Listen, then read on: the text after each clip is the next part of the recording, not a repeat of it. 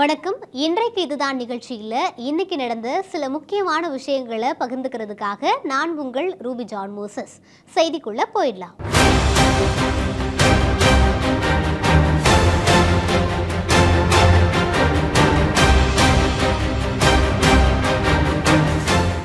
தாவேக தலைவர் விஜய் எந்த காலத்திலையும் எம்ஜிஆர் ஆக முடியாது அப்படின்னு சொல்லி அமைச்சர் ரகுபதி விமர்சிச்சிருக்காரு.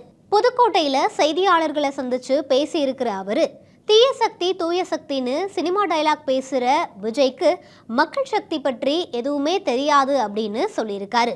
அது மட்டும் இல்லாம என்ன பண்ணாலும் தாவேக தலைவர் விஜய் எம்ஜிஆர் ஆக முடியாது அப்படின்னு விமர்சிச்சிருக்காரு. நாங்க தீய சக்தியும் இல்லை தூய சக்தி இதை பற்றியெல்லாம் கவலைப்பட மாட்டோம். ஏன்னா எங்கள்கிட்ட இருக்குது மக்கள் சக்தி. அவருக்கு மக்கள் சக்தியை பற்றி தெரியாது. சினிமா வசனத்தில் தீய சக்தி தூய சக்தி என்று பேசியிருக்கிறார். நாங்கள் மக்கள் சக்தியை நம்புகின்றவர்கள். எங்களிடத்துல மக்கள் சக்தி இருக்கிறது.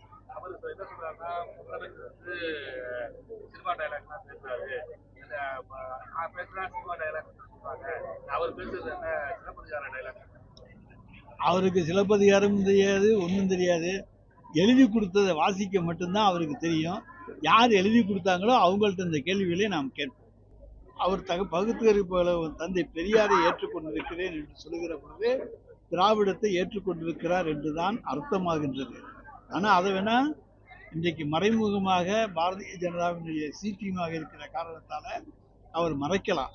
ஆனால் ஒன்று மட்டும் உண்மை, அவரை பொறுத்த வரைக்கும் அவர் எந்த காலத்திலும் அவர் நினைப்பது நடக்காது. சும்மா ஒரு 6 மாதம் ஆக்ட் பண்ணிட்டு ஒருத்தர் முதலமைச்சராக வர்றது, ஆட்சியை பிடிக்கிறது என்பதெல்லாம் சினிமாவில் நடக்கும், அரசியலில் உண்மையில் நடக்காது. எம்ஜிஆரையும் இவரையும் ஒப்பிடவே முடியாது. அதனால விஜய் ஒரு காலத்திலும் எம்ஜிஆராக ஆக முடியாது சார். அவர் சினிமா பாணியில் தான் பேசிட்டு இருக்காரு. அவர் ஒரு சினிமாவில் ஸ்டெண்ட் போட போவால 100 பேரை அடிப்பார். அதை போலதான் இன்றைக்கு தரந்தாழ்ந்து பேசிக்கிட்டு இருக்காரே தவிர நாங்கள் யாரும் தரந்தாழ்ந்து பேசுகின்றவர்கள். இதே போல விசிக தலைவர் திருமாவளவனுமே விஜயை விமர்சிச்சு பேசியிருக்காரு. மக்கள் கிட்ட திமுக தொடர்பா அவதூறான கருத்துக்களை பரப்பணும் அப்படிங்கிற செயல் திட்டம் மட்டும்தான் தாவேக தலைவர் விஜய்க்கு கொடுக்கப்பட்டிருக்கிறதா அவரு சொல்லியிருக்காரு. அவருக்கு கொடுக்கப்பட்ட செயல் திட்டத்தை அவர் நடைமுறைப்படுத்துகிறார். அவர் தான் கட்சியை வளர்க்க வேண்டும், தான் முதல்வராக வேண்டும் என்பதை விட திமுகவுக்கு எதிரான அவதூறுகளை பரப்ப வேண்டும், பகையை மூட்ட வேண்டும், மக்களிடத்திலே வெறுப்பை வளர்க்க வேண்டும் என்பது மட்டும்தான் அவருக்கு வழங்கப்பட்டிருக்கிற செயல் திட்டமாக தெரிகிறது. அவர் தொடங்கிய நாளிலிருந்து இந்த நாள் வரையில் அந்த ஒன்றை மட்டுமே செயல் திட்டமாக கொண்டிருக்கிறார். அவர் என்ன செய்ய போகிறார், அவர் ஆட்சிக்கு வந்தால் என்ன வளர்ச்சி திட்டங்களை கொண்டு வரப்போகிறார், எப்படி ஊழலை ஒழிக்கப் போகிறார், எப்படி மது மற்றும் போதைப் பொருள்களை சுத்தமாக துடைத்தெறிய போகிறார். தாவேக யாரோட கூட்டணி வைக்கும் அப்படிங்கிறத அந்த கட்சியோட தலைவர் விஜய் தான் முடிவு செய்வாரு அப்படின்னு செங்கோட்டையன் திட்டவட்டமா கூறியிருக்காரு. செய்தியாளர்களை சந்திச்சு பேசின அவரு, பொங்கலுக்கு அப்புறம் எங்களோட திருப்பு முறையை பார்த்து நாடே வியக்கும் அப்படின்னு பெருமிதம் தெரிவிச்சிருக்காரு. எஸ்ஐஆர் விவகாரத்துல இருந்தவர்களோட பெயரை சான்றிதழை வச்சு நீக்கியிருக்கணும் அப்படின்னும், மொத்தமா நீக்கியது தவறு அப்படின்னும் நாம் தமிழர் கட்சி தலைமை ஒருங்கிணைப்பாளர் சீமான் தெரிவிச்சிருக்காரு. நீங்க சொல்றது என்ன, ஒருவர் 2 வாக்க பதிவு செய்யறாரு, 2 இடத்துல வாக்கு வச்சிருக்கிறாரு, அதை கண்டு நீக்கணும். இறந்தவர்களுக்கு இந்த வாக்கு இருக்குது, அந்த இறந்தவர்களுக்கு வாக்கு பட்டியலிருந்து நீக்கணும். அவங்க இறப்பு சான்றிதழை ஒப்படைச்சிருப்பாங்க, அதை வச்சு நீக்கி விடணும். இவ்வளவுதானே, இது ஒரு எளிய வேலை. தன் குடிகளுக்கு கொடுக்க வேண்டிய மதிப்புமிக்க உரிமையவே அது பாதுகாத்து கொடுக்கல அப்படின்னா எவ்வளவு பொறுப்பற்ற செய்யும். கிருஷ்ணகிரியில பள்ளி வாகனம் மோதி 2 வயது பெண் குழந்தை சம்பவ இடத்திலேயே உயிரிழந்தது அந்த பகுதி மக்கள் மத்தியில பெரும் சோகத்தை ஏற்படுத்தியிருக்கு. கிருஷ்ணகிரி மாவட்டத்தைச் சேர்ந்த தம்பதி தணிகாச்சலம் ஐஸ், இவங்களுக்கு 2 மகள்கள் இருக்காங்க. இந்த நிலையில மூத்த மகளை பள்ளிக்கு அனுப்புறதுக்காக பள்ளி பேருந்துல ஏற்றி விடுறதுக்காக ஐஸும் அவங்களோட 2வது மகளும் போயிருக்காங்க. அப்போ மூத்த மகளை வாகனத்துல ஏற்றி விடும்போது இந்த 2வது மகள் அந்த பேருந்துக்கு பக்கத்துல போயிருக்காங்க.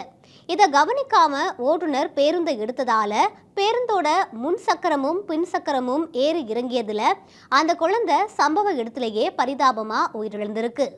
இதை பார்த்து அந்த தாய் அலறி துடிச்ச நிலையில அங்கிருந்த பொதுமக்கள் எல்லாருமே வந்து அந்த பேருந்தை முற்றுகையிட்டு வாக்குவாதத்தில் ஈடுபட்டிருக்காங்க. இந்த சம்பவம் அந்த பகுதி மக்கள் மத்தியில பெரும் பரபரப்பை ஏற்படுத்தி இருக்கதோட மிகுந்த சோகத்தையும் ஏற்படுத்தி இருக்கு. இந்த நிலையில இது குறித்து காவல்துறையினர் தீவிரமா விசாரணை மேற்கொண்டு வராங்க.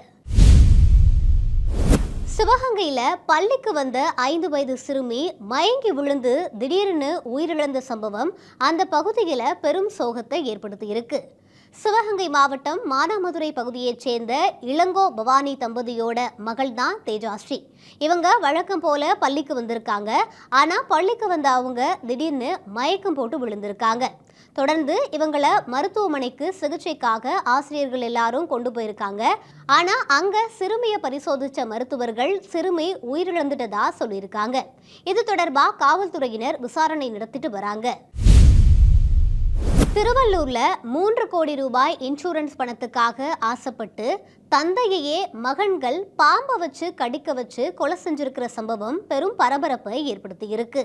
திருத்தணிக்கு பக்கத்துல இருக்கிற பொதட்டூர்பேட்டை கிராமத்தை சேர்ந்த கணேசன் அரசு பள்ளியில உதவியாளரா வேலை பார்த்துட்டு வந்திருக்காரு. இவரு கடந்த அக்டோபர் 22ஆம் தேதி பாம்பு கடிச்சு உயிரிழந்திருக்காரு. இதையடுத்து அவரோட மகன்கள் 2 பேரும் காவல்துறையினர்கிட்ட விபத்து மரணம் அப்படின்னு வழக்கு பதிவு செஞ்சிருக்காங்க. தொடர்ந்து கணேசனோட காப்பீட்டு தொகைக்காக மகன்கள் 2 விண்ணப்பிச்சிருக்காங்க. அந்த காப்பீட்டு நிறுவனத்துக்கு இந்த மரணத்தின் பேர்ல சந்தேகம் வந்ததால காவல்துறையினர்கிட்ட புகார் அளிச்சிருக்காங்க.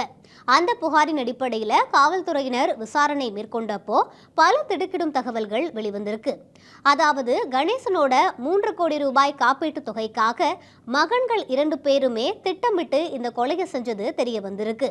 கணேசன் தூங்கிட்டு இருந்தப்போ ஒரு பாம்பை ஏற்பாடு செஞ்சு அங்க கொண்டு வந்து கணேசனோட கழுத்திலேயே கடிக்க வச்சிருக்காங்க.